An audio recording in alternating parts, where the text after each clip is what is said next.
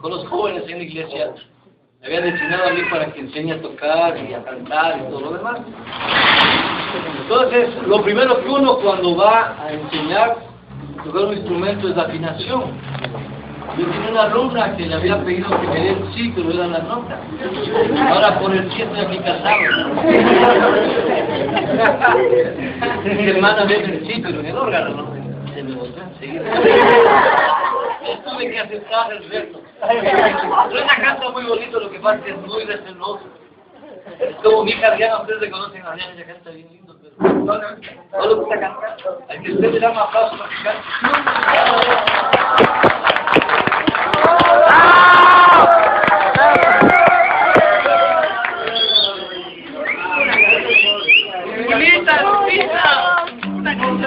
¡Bravo!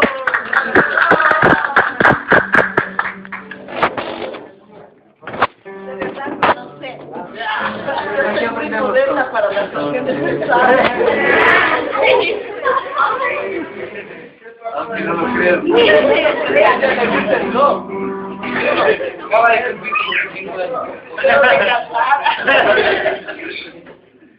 Una cancioncita aquí. A ella le gusta, a mí me gusta, pero no me gusta mucho, pero me salía bien cuando éramos solteros. ¿Quién sabe qué es lo que va a continuar en el cielo? Solo una palabra. Es la máxima expresión de alabanza a Dios de aquí. ¿Qué es lo que podemos decir al Señor? Lo máximo en alabanza que nos olvidamos nuestro idioma. Aleluya. Esa es la canción para la hay una expresión muy linda, la llevo muy dentro de mi alma, la dice el niño y el joven, y hasta el anciano la canta.